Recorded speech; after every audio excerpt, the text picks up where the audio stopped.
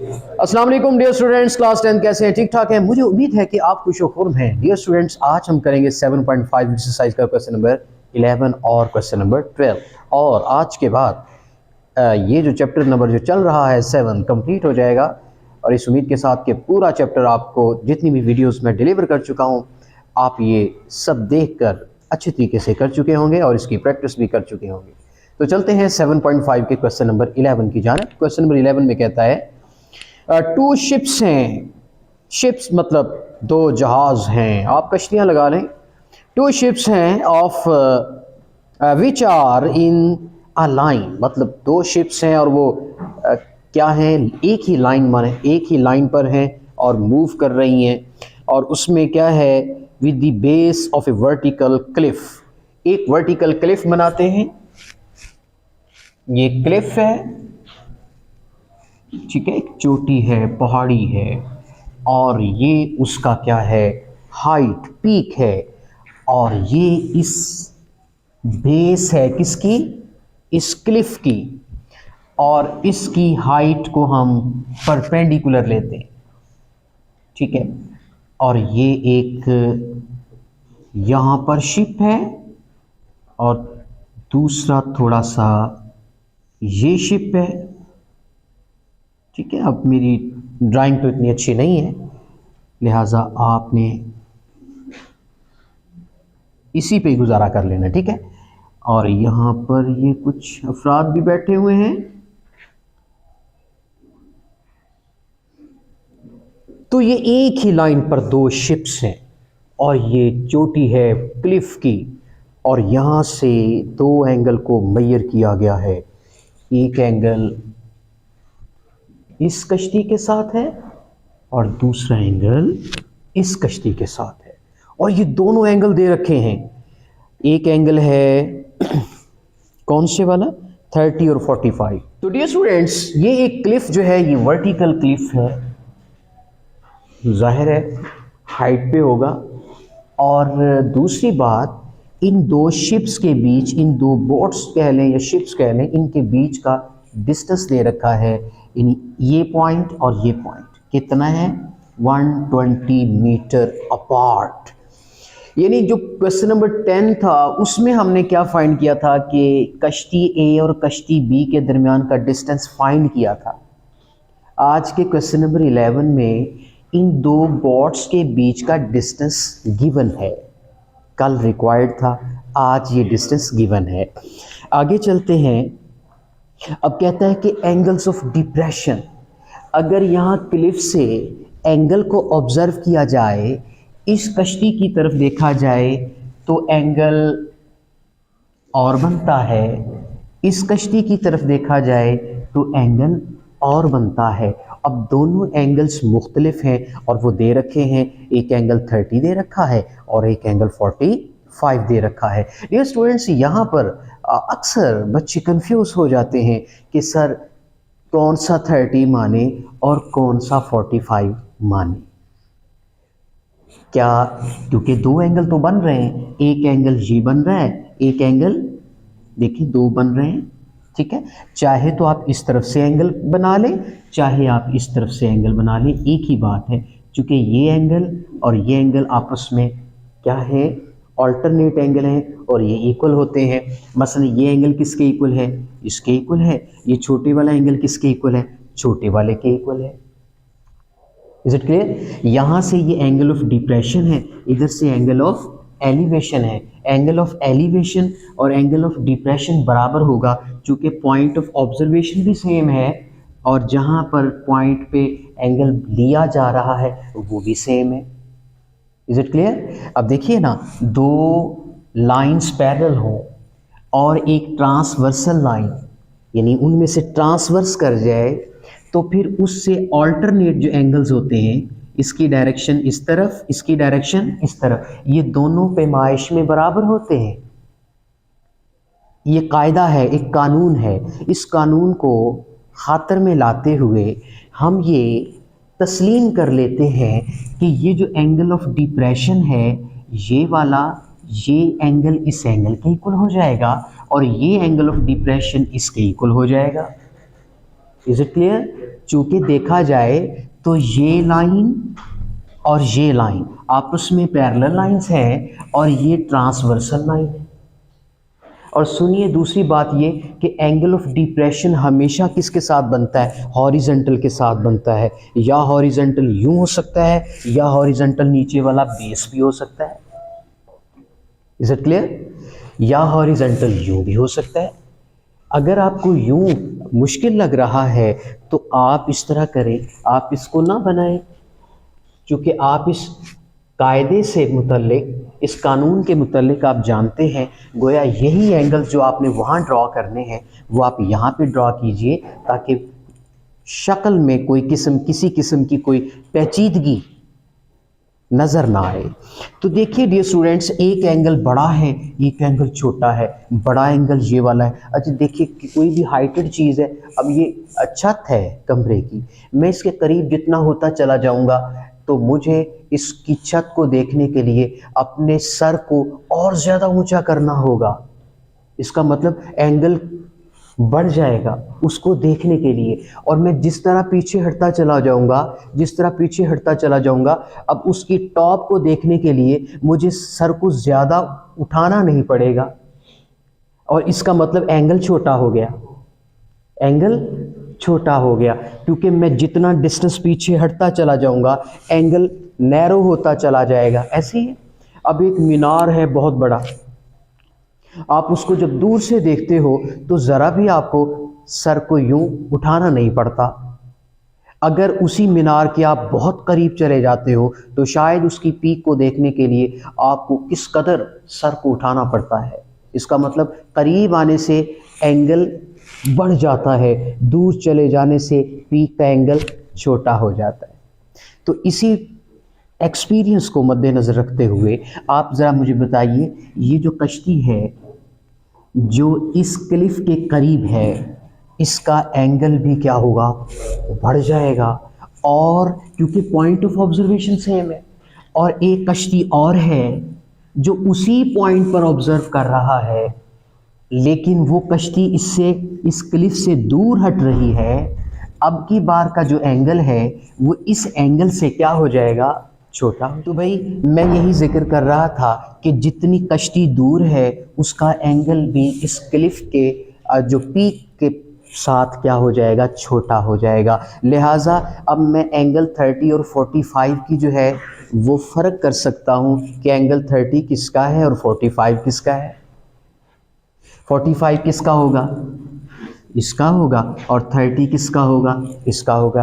तो भैया ये एंगल 45 का है और ये एंगल 30 का है। अब मैं इस ट्रायंगल पे के नाम रख लेता हूँ। ये पॉइंट ए है, ये पॉइंट बी है, ये पॉइंट सी है, ये पॉइंट डी है। अच्छा बाकी चीज़ों को इग्नोर कर दें। ज़रा जानिए, यहाँ पर आपके पास इस तरह की एक शक्ल बन रही है ऐसे। ये आपका पॉइंट क्या है? ए। ये आपका पॉइंट बी और ये पॉइंट आपका सी जो कि बेस ऑफ द क्लिफ है। और ये आपकी क्या है? डी पॉइंट, जहां से एंगल्स को ऑब्जर्व किया गया। अब इस ट्रायंगल में ये एंगल कितना बना जी? 30 का। ये एंगल कितना बना? 45 का। ये 90 का। So we have two right angles triangles in all. एक राइट एंगल ट्रायंगल क्या बनती है? ACD जो कि बढ़िया है। और दूसरी ट्रायंगल क्या बन रही है? BCD जो कि उससे कदरे छोटी है।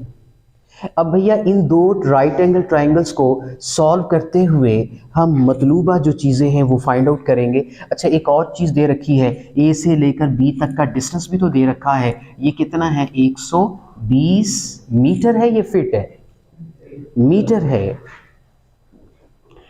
A से B तक का डिस्टेंस। और क्या दे रखा है? और आई थिंक सो कोई कुछ नहीं दे रखा। हाँ अलबत्ता ये दो एंगल्स दे रखे हैं। लिहाजा क्या क्या चीज़ें फाइंड करनी है हमने यहाँ पर? फाइंड द, अच्छा नीचे अब उसने कैटेगरीज बना ली हैं, ए कैटेगरी और बी। ए कैटेगरी में क्या फाइंड आउट करना है? कैलकुलेट द डिस्टेंस BC, मतलब B और C का क्या फाइंड करना है? Distance. Is it clear? BC का क्या फाइंड करना है? डिस्टेंस मतलब बी से लेकर सी तक का डिस्टेंस, यानी ये जो कश्ती बी है ये इस क्लिफ की बेस से इतनी पीछे है।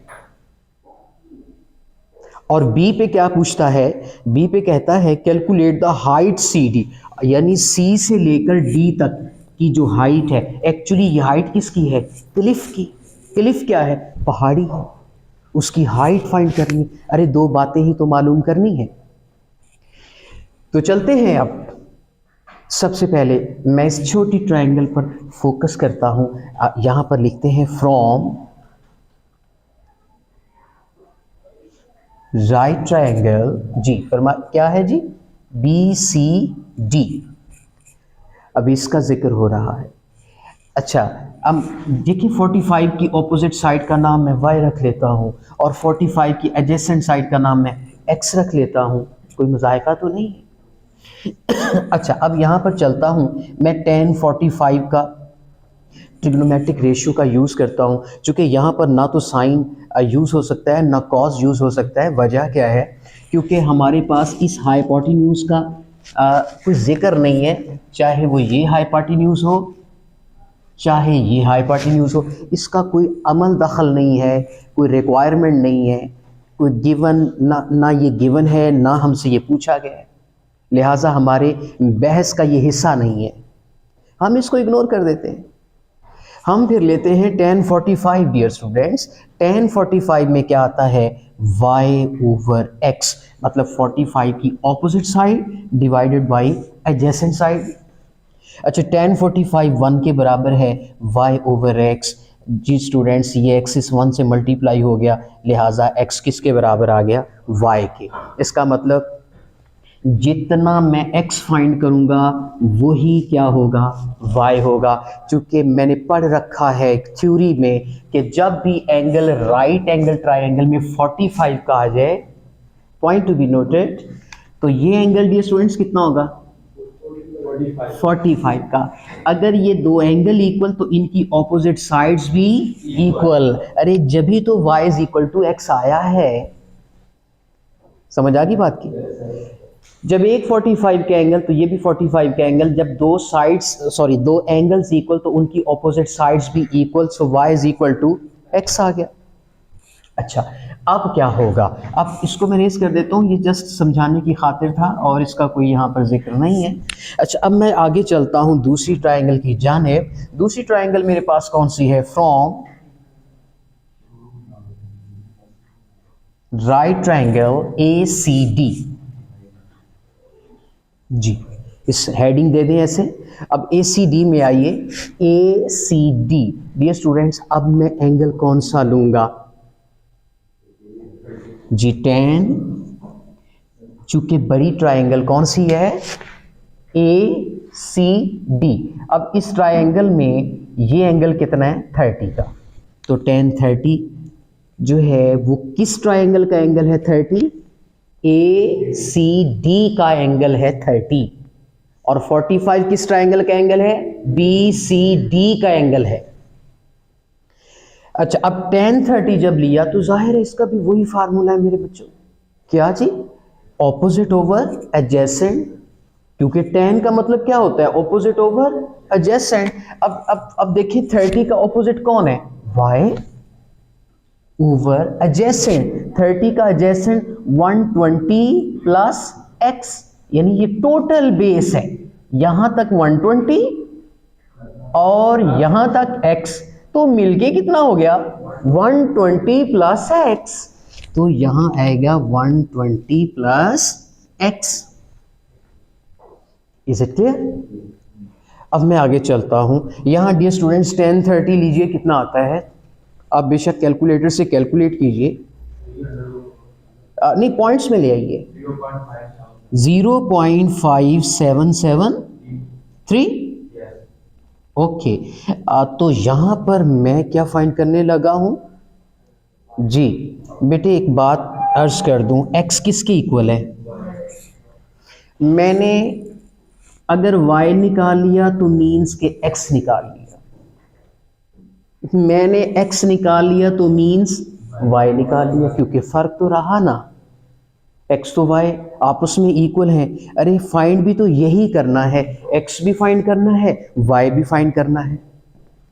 b से लेकर c तक का डिस्टेंस फाइंड करना है और c से लेकर d तक की हाइट फाइंड करनी है। ये अलग बात है कि ये चीजें तो सेम है, एक ही चीज के दो नाम है भाई, दोनों क्वांटिटीज तो इक्वल हैं, गोया मैंने एक ही तो चीज फाइंड करनी है। अच्छा, अब मैं क्या करूंगा, अब मैं जहां x इक्वल टू वाई लिखा हुआ है, डियर स्टूडेंट्स, मैं y को y ही लिखा रहने देता हूं। हाँ, अलबत्ता इस x की जगह पे मैं y पुट कर सकता हूं। जी बोलिए।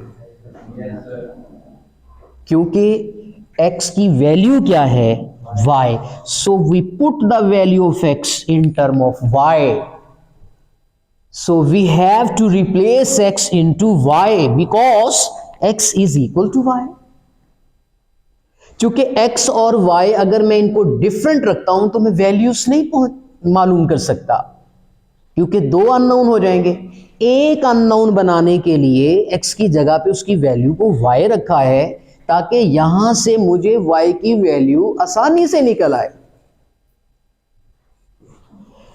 और जो y की वैल्यू निकलेगी, अरे भैया वही तो x की वैल्यू होगी। अब इसके नीचे क्या है, 1, सो मैं यहां पर मैं लिख देता हूं put x is equal to y। मैंने यहां x की जगह पे y पुट किया है। अच्छा, आगे क्या करता हूं, मैं क्रॉस मल्टीप्लाई करूंगा। चलें जी, नेक्स्ट पेज पे आ रहा हूं। अरे 120 प्लस y को इससे मल्टीप्लाई किया इनटू 0.5773 इज इक्वल टू 1 को y से मल्टीप्लाई किया, y आ गया। तो डियर स्टूडेंट्स, ये जो क्वांटिटी है ये पहले इस y से मल्टीप्लाई होगी, फिर यही क्वांटिटी इस 120 से मल्टीप्लाई होगी।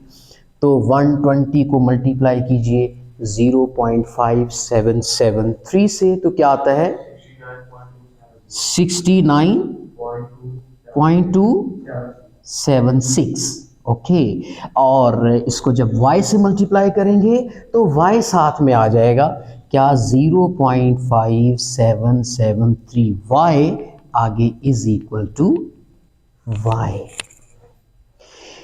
अब ये क्वांटिटी अंदर ब्रैकेट से 120 से मल्टीप्लाई हुई तो ये आई। अब यही क्वांटिटी जब अंदर ब्रैकेट में y से मल्टीप्लाई होगी तो महज y साथ लग जाएगा, इज इक्वल टू के बाद ये एक और y आ गया। अब मैं क्या करूंगा, क्योंकि ये भी y है ये भी y वाली रकम है, इनको इकट्ठा कर लेता हूं, इसको उधर भेज देता हूं।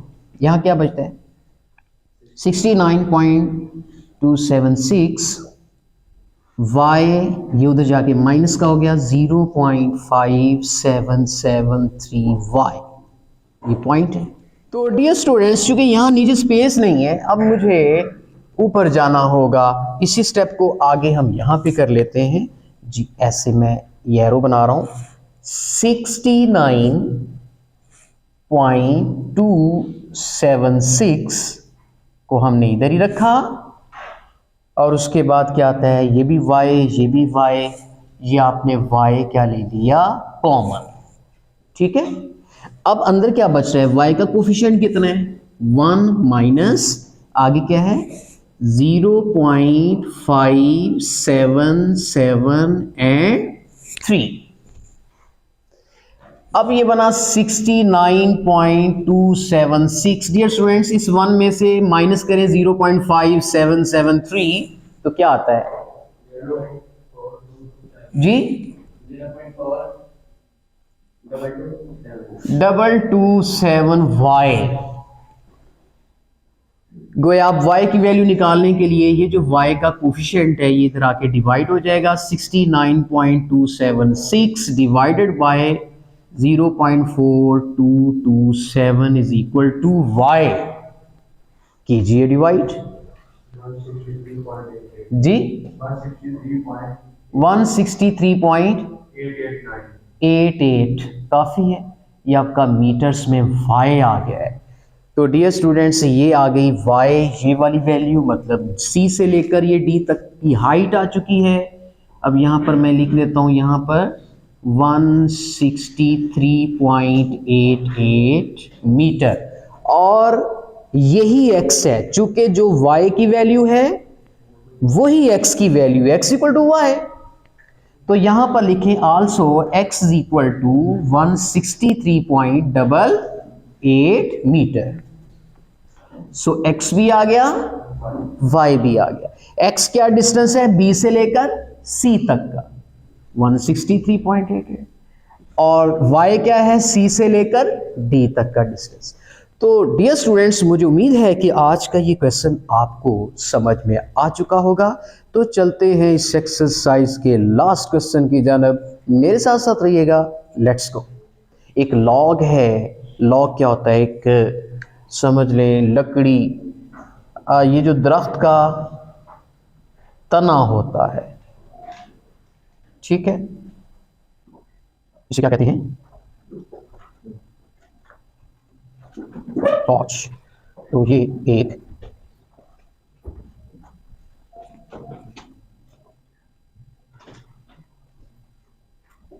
तो डियर स्टूडेंट्स, किसी जंगल में किसी ने दरख्त काटा और नहर में बहा दिया, रिवर में बहा दिया, और ये पानी में तैरता तैरता, इंजॉय करता करता चला आ रहा है।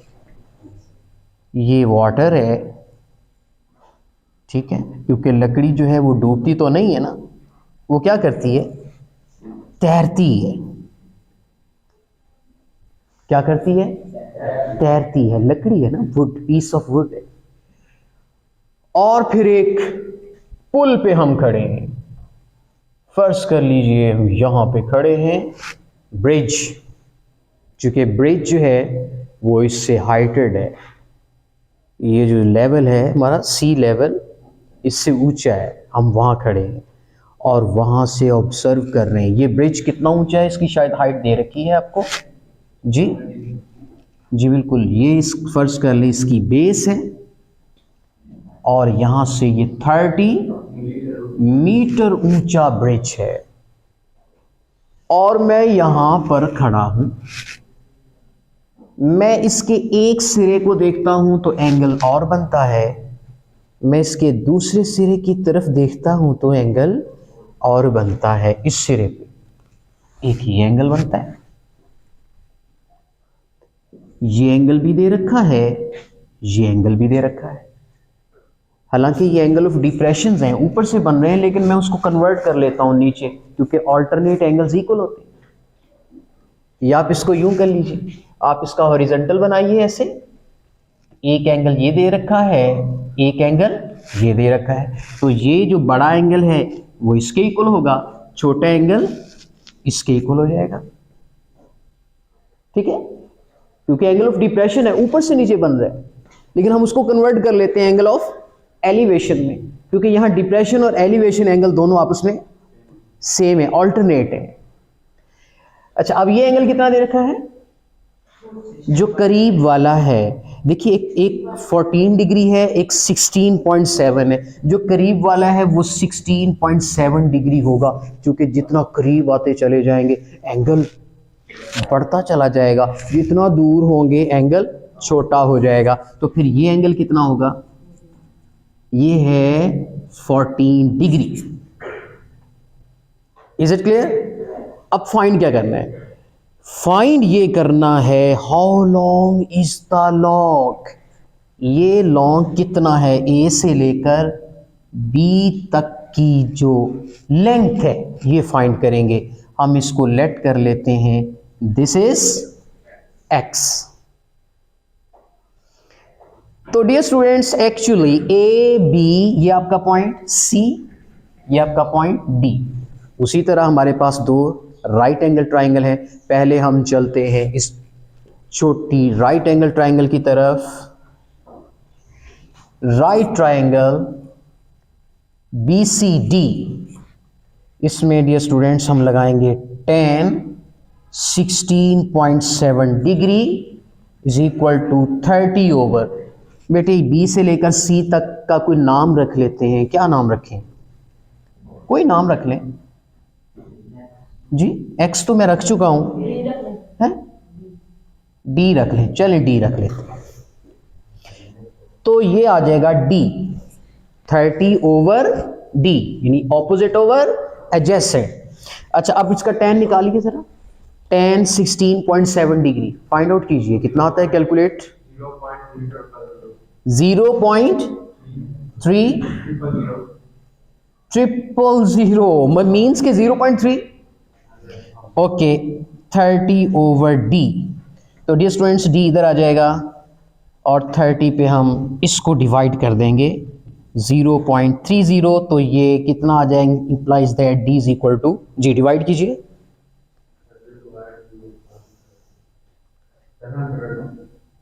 पूरा 100 मीटर। मतलब ये जो B से लेकर C तक का डिस्टेंस है वो कितना है? पूरा 100 मीटर है। अब मैं आता हूं दूसरी ट्रायंगल की तरफ, ठीक है। अब दूसरी ट्रायंगल क्या है? राइट